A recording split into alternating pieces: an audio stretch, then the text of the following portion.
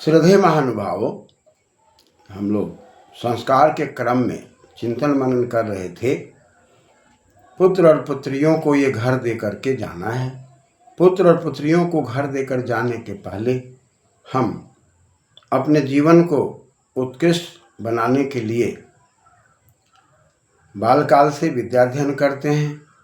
वर और कन्या दोनों विद्याध्ययन करके एक दूसरे को योग्यता के अनुसार प्राप्त करते हैं और पूरे जीवन की हंसी खुशी को वो बनाए रखने का प्रयास करते हैं, प्रयत्न करते हैं और गार्हपत्य अग्नि से अपने माता पिता से अग्नि की दीक्षा लेकर के, शिक्षा लेकर के पूरे जीवन वो गार्हपत्य अग्नि में घर परिवार को अच्छा बनाने के लिए भूर, अग्नि, वायु, इन सारे ब्रह्मांड के तथ्यों को समझते हुए आहुतियाँ देते हुए और अपने गृहस्थ को अच्छा स्वीकार कर लेते हैं। जैसा कि मंत्र कह रहा है, ओम अहम गृह्णामीति सौभत्ताय। और सौभाग्य के लिए, ऐश्वर्य के लिए मायापत्या, मुझ पति के साथ तुम्हारा जो हाथ धारण हो रहा है, अदूह, जो सारे देवताओं ने मिल करके, समाज के अच्छे लोगों ने मिल करके हम दोनों का चयन किया और हम दोनों गृहस्थ बने और गृहस्थ की अग्नि को संभाला और माता पिता के उत्तराधिकारी बने। हमें भी उत्तराधिकारी बने रहना है और उत्तराधिकारी बन करके भी अपना उत्तराधिकारी बनाना है। और इसी क्रम में जब ये मंत्र स्पष्ट करता है कि गार्हपत्याय देवा और भगते हस्तम गर्भित सविता हस्तम गर्भित, कहा कि हम जो हाथ धारण करते हैं ये सामान का हाथ नहीं है, भग का हाथ है, ऐश्वर्य का हाथ है। और ऐश्वर्य में ईश्वर शब्द है और सै प्रत्यय लगे ऐश्वर्य बना। यानी कि जब ईश्वर के गुण मनुष्यों में कुछ आ जाएं, अल्पज होते हुए भी सर्वज के गुणों की ओर बढ़ने लग जाए, तब वह ऐश्वर्यशाली हो जाता है। तो एक कन्या के हाथ को स्वीकार करने वाला व्यक्ति घोषणा करता है भरी सभा में, परमात्मा के वेद मंत्रों के आधार पर उसे कहा जा रहा है कि भाई, एक कन्या को जो तुम पत्नी बना रहे हो, पाति रक्षति पति व पत्नी, यज पतिर्नो यज संयोगे, यजमय जीवन जीने के लिए जो तुम दोनों इस प्रकार के उपाकर्म कर रहे हो, और उपाकर्म करने में जो पति बन रहा है वो कहता है कि भगते हस्तम गर्भित धर्मना गृहपति। यानी कि जो हाथ धारण कर रहा है उस हाथ धारण के अंदर अन्याय की व्यवस्था नहीं है, जबरदस्ती की व्यवस्था नहीं है, राक्षसी व्यवस्था नहीं है, बाई फोर्स की व्यवस्था नहीं है। कन्या और वर विद्वानों के द्वारा स्वीकृत, समाज के द्वारा स्वीकृत, और समाज के सारे लोगों ने आपको पाला पोसा है। आपके पास जो भी सुविधाएं दी गई है बालकाल से जब तक आप विद्याध्ययन किए हैं, और आपके पास जितनी सुविधाएं जिन लोगों ने भी बना करके आपको दिया है, ये बात आप भूल जाइए कि उन सुविधाओं को देने में आपसे पैसे लिए गए हैं। वह तो एक रोजी रोजगार संचालन करने का तरीका है।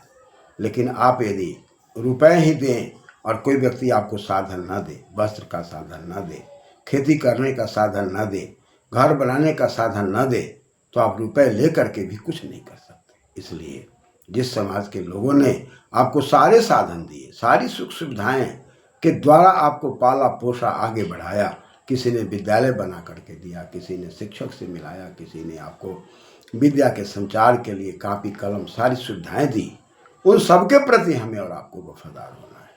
और उन सब की बड़ी कृपा हुई है जिसके द्वारा आप ऐश्वर्यशाली बने हैं, और जिस कन्या का हाथ आप धारण करते हैं वो ऐश्वर्यशाली है।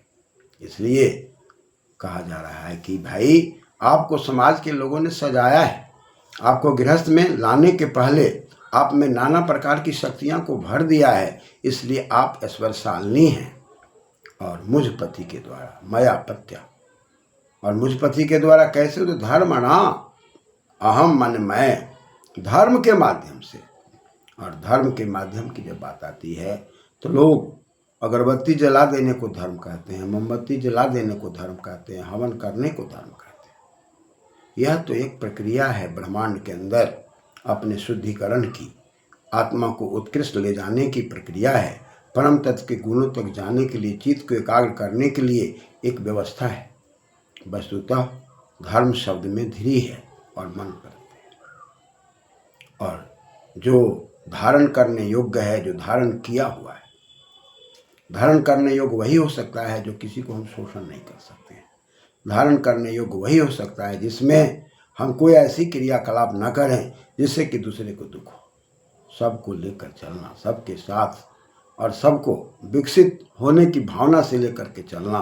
और ऐसी परिस्थिति में धर्मणा हमने अग्नि को साक्षी किया है। अग्नि के अंदर जो गुण है, अग्नि के अंदर जो तेजस्विता है, ब्रह्मांड के अंदर सूर्य में जो गुण है तेजस्विता है, माता पिता के अंदर जो गुण है तेजस्विता है, इन सबको धारण करके हम धर्ममयी अपने आप को, मर्यादा को धारण करने के कारण धर्मना अहम गृहपति, गृहनाति गृहम, जिसको हम ग्रहण करते हैं, गृह पाति रक्षति पति। गृह का पति तो मैं बनना चाहता हूँ, गृह का पति तो मैं बन रहा हूँ आपके हाथ को धारण करके, और आप गृह पत्नी तो बन रही हैं। लेकिन हम दोनों के बीच में समाज का बहुत बड़ा स्थान है, माता पिता का बहुत बड़ा स्थान है, जिन लोगों ने शिक्षा दिया उसका बहुत बड़ा स्थान है। इन सभी को न भूलते हुए हम उच्छृंखलतापूर्वक नहीं, उदंडतापूर्वक नहीं, अन्यायपूर्वक नहीं, आज माता पिता बेटी और बेटा को बड़ी श्रद्धा से पालते पोसते हैं।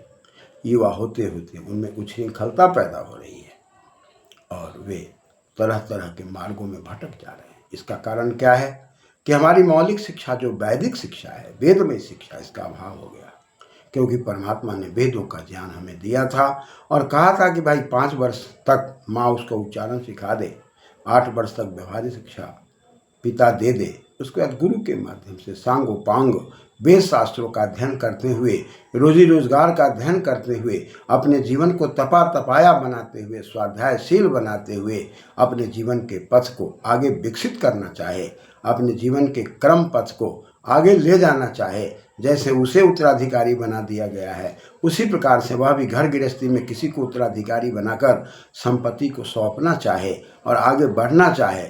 ऐसे लोग धर्मपूर्वक धर्म पत्नी को धारण करते हैं, धर्मपति को धारण करते हैं।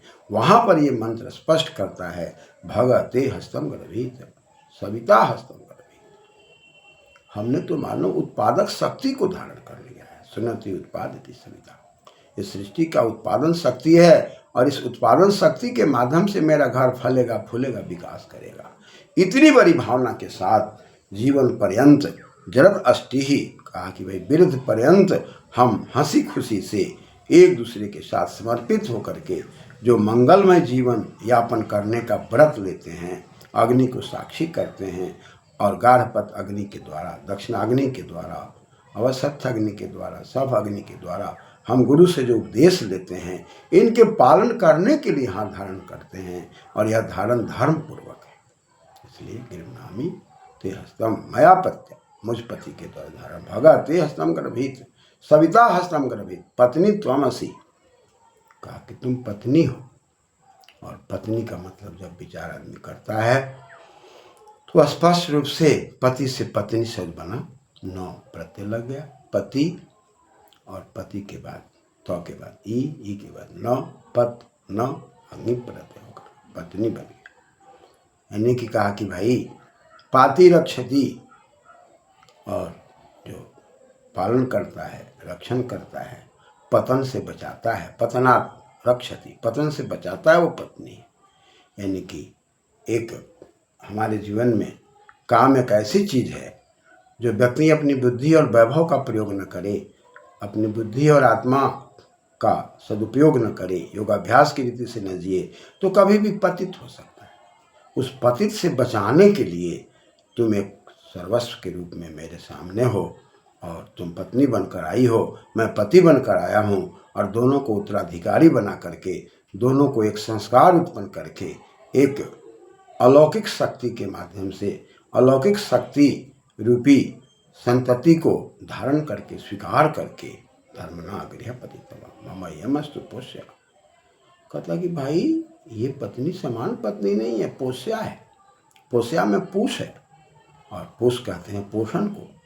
आप विज्ञान की भाषा में पढ़ते हैं स्वपोषी परपोषी। तो हम सब तो परपोषी हैं ही, लेकिन पेड़ पौधे जो भोजन बनाते हैं उस भोजन का सदुपयोग करने वाली धर्म पत्नी है। किस ऋतु में क्या भोजन बने, आयुर्वेद की व्यवस्था क्या हो, इसका हर प्रकार से वह ज्ञाता है। आयुर्वेद कण कण में बसा हुआ है कि हम किस प्रकार से घर परिवार में शरद ऋतु में, ग्रीष्म ऋतु में या वर्षा ऋतु में या अन्य ऋतुओं में किस प्रकार के भोजन छाजन को घर परिवार में व्यवस्थित करेंगे जिससे हर व्यक्ति स्वस्थ रहेगा। इसलिए रीत की व्यवस्था को समझकर कहा कि भाई सविता, तुम सविता हो, उत्पादक शक्ति हो, ऐश्वर्य की शक्ति हो, धर्मना गृहपतित्वा मम यम पोष्या, ये पोषण करने वाली शक्ति है, ये पौष्टिकता प्रदान करने वाली शक्ति है, हमारे जीवन को प्रेरित करने वाली शक्ति है, प्रेरणा प्रदान करने वाली शक्ति है। और इस शक्ति को लेकर के मैं दिन दुगुनी रात चौगुनी आगे बढ़ूंगा, विकसित होऊंगा। ऐसी भावना के साथ सृजन की बातें कही जा रही है। धन्यवाद।